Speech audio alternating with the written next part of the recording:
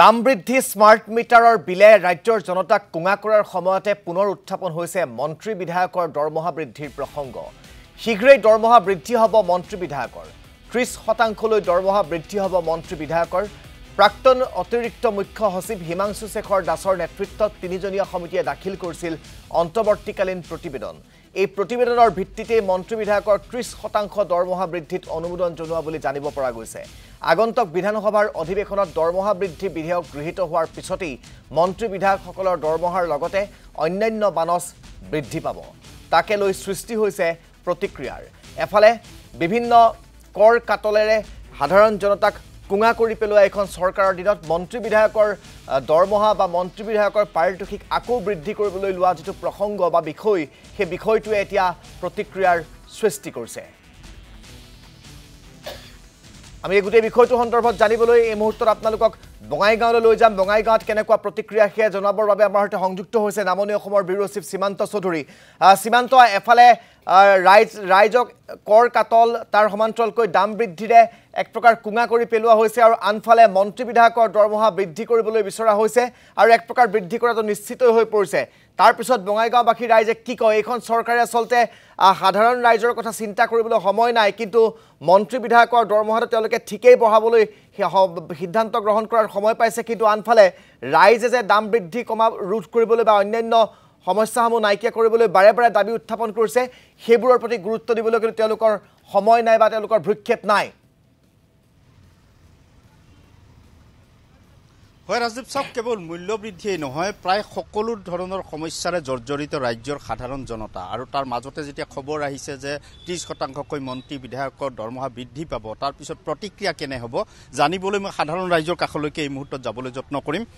কেনে প্ৰতিক্ৰিয়া হ'ব? 30%কৈ বৃদ্ধি পাব মন্ত্ৰী বিধায়কৰ দৰমহা। এইটো অতি আশ্চৰ্যজনক কথা, কাৰণ জনপ্ৰতিনিধিসকলে তেওঁলোকৰ চিন্তাহে কৰিছে, ৰাইজৰ কথা তেওঁলোকে ভবা নাই। আচলতে জনপ্ৰতিনিধিসকল যায় কাৰ কাৰণে? ৰাইজৰ কাৰণে যায়। তেওঁলোকে ৰাইজৰ হৈ কাম কৰিব লাগে। কিন্তু বৰ্তমান বজাৰত যিটো মূল্যবৃদ্ধি, এতিয়া আজিৰ দিনত আলুৰে 45 পৰা 50 টকা কেজি।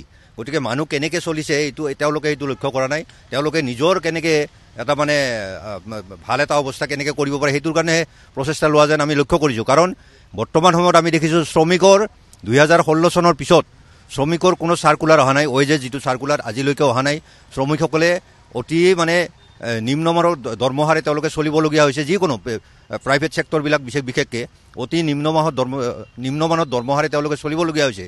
গতিকে এনে ক্ষেত্ৰত আৰু ইফালে ধাৰৰ বজাৰ, আজিৰ দিনত 1,50,000 কোটিৰ ওপৰত ধাৰ আছে। গতিকে এনেকুৱা সময়ত 30% তেওঁলোকে দৰমহা বঢ়োৱাটো অতি গৰিহণাৰ যোগ্য বুলি আমি ক'ব বিচাৰোঁ। হাস্যকৰ বিষয় বুলি তেওঁ উল্লেখ কৰিছে। আপুনি এইটোৱে কথা আৰু এইখন নীলাজ জনবিৰোধী কাৰ্যত দুৰ্নীতিপৰায়ণ চৰকাৰৰ পৰা ৰাইজে আৰু কি আশা কৰিব, যিটো সময়ত জনমূৰি আয় অসমৰ হ্ৰাস পাই আছে, ডলাৰৰ বিপৰীতে মুদ্ৰাৰ মূল্য হ্ৰাস পাই আছে, যিটো সময়ত আমাৰ অসমৰ লক্ষ লক্ষ চাহ শ্ৰমিক ধৰি আঁচনিভুক্ত কৰ্মচাৰীসকলকে ধৰি লাখ লাখ শ্ৰমিক কৰ্মচাৰীয়ে নিজৰ প্ৰাপ্যৰ পৰা, নিজৰ ন্যূনতম মজুৰিৰ পৰা বঞ্চিত হৈ আহিছে। সেইটো সময়ত তেওঁলোকে অকল তেওঁলোকৰ নিজৰ আৰু নিজৰ পৰিয়ালৰ সা সম্পত্তি বৃদ্ধি কৰাই আমি পৰিলক্ষিত হৈছে। কাৰণ এইখন চৰকাৰৰ এইটো নিন্দনীয় কাম আৰু এইখন যিমান গৰিহণা দিয়ে এইটো গৰিহণাযোগ্য। আৰু কি কয়, সকলো দিশতে সমস্যা সাধাৰণ ৰাইজৰ, তাৰ মাজতে এনে এটা খবৰ।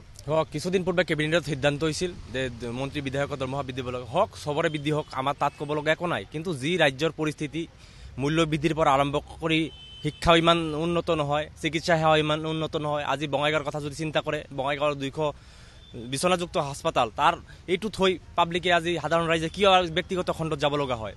কিন্তু যিসকল ব্যক্তিয়ে ব্যক্তিগত খণ্ডত যায়, তেওঁলোকেতো ৰোগীখনক বচাবৰ কাৰণে তেওঁলোকে চিকিৎসা কৰে, বাধ্যত পৰি, ঋণ কৰি, ঘৰ দুৱাৰ বিক্ৰী কৰি। কিন্তু আজি চৰকাৰী হস্পিটেল কিয় নাপায়? আজি তেওঁলোকে বৃদ্ধি কৰিছে, ভাল কথা, তেওঁলোকক লাগে। তেওঁলোকৰ টোল প্লাজাতো টেক্স দিব নালাগে, তেওঁলোকে য'ত ত'ত সোমাই যাব পাৰে, কিন্তু আমিতো নোৱাৰোঁ। আজি যদি চাই, কোকৰাঝাৰত তেলিপাৰাত কেইবাদিন পূৰ্বে টোল গেট মুকলি কৰিলে, আৰু ইতিমধ্যে কোকৰাঝাৰ জিলাৰ পাটগাঁৱত এখন ইতিমধ্যে টোল প্লাজা আছেই। তাৰ ভিতৰত নেশ্যনেল হাইৱে অথৰিটি অফ ইণ্ডিয়াৰ যিটো ৰুলছ, এই হিচাপত 60 কিলোমিটাৰৰ ভিতৰত কোনো টোল প্লাজা নহয়। কিন্তু তেওঁলোকে এইটো ভায়লেট কৰি এক টোল গেট স্থাপন কৰিছে। এয়া ধিক্কাৰজনক। এনে পৰিস্থিতি চৰকাৰৰ কিয় হ'ব লগা হ'ল? ঋণত পুত গৈছে, সকলোকে টাৰ্গেট দিছে, যাৰ বাবে নিয়ম উলংঘা কৰি তেওঁলোকে এই টোল গেট বহাইছে। আৰু বঙাইগাঁৱৰ কথা যদি কওঁ, বঙাইগাঁৱত উন্নয়ন কেনেকুৱা হ'ল? আজি বঙাইগাঁৱৰ কেইবাটাও শ্বপিং মল আজি বন্ধৰ পথত। কিয় বন্ধৰ পথত হ'ল? যদি তেওঁলোকে মানুহৰ হাতত পইচা নাই, নিশ্চয় কিনিব পৰা নাই, তাৰ কাৰণে এই চিনেমা এই মল কেইটা বন্ধ হৈছে। চৰকাৰখনে ৰাইজৰ কথা চিন্তা নকৰি তেওঁলোকে মন্ত্ৰী বিধায়কৰ দৰমহা ফ্লাইঅভাৰ বনালে যদি উন্নয়ন হয় তেনেহ'লে ইয়াতকৈ আৰু ক'ব লগা একো নাই। হয় ৰাজদীপ চক, বিভিন্ন সমস্যাৰে জৰ্জৰিত তেওঁলোকে ইতিমধ্যে উল্লেখ কৰিছে।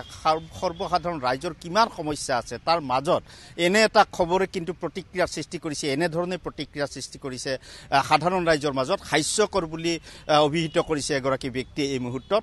এয়া বঙাইগাঁৱৰ প্ৰতিক্ৰিয়া। ৰাজদীপ, আপোনাক এই মুহূৰ্তত ধন্যবাদ জ্ঞাপন কৰিছোঁ। আৰু এই বঙাইগাঁৱৰ বাকী ৰাইজৰ প্ৰতিক্ৰিয়া আমি আপোনালোকক শুনুৱাইছোঁ। ইতিমধ্যে বিভিন্ন সমস্যাৰে জৰ্জৰিত জনতাই এই মন্ত্ৰী বিধায়কৰ যিটো দৰমহা বৃদ্ধিৰ প্ৰসংগ, সেই প্ৰসংগটোক লৈ প্ৰতিক্ৰিয়া ব্যক্ত কৰিছে। তেওঁলোকে কৈছে মন্ত্ৰী বিধায়কৰ দৰমহা বৃদ্ধি কৰক, তাত ক'বলগীয়া নাই, কিন্তু সাধাৰণ ৰাইজৰ সমস্যাসমূহ দূৰ কৰাৰ ক্ষেত্ৰতো এইখন চৰকাৰে চিন্তা চৰ্চা কৰক, কাম কৰক, বা গঠনমূলক যিবোৰ ব্যৱস্থাৱলী সেই ব্যৱস্থাৱলী তেওঁলোকে হাতত লওক।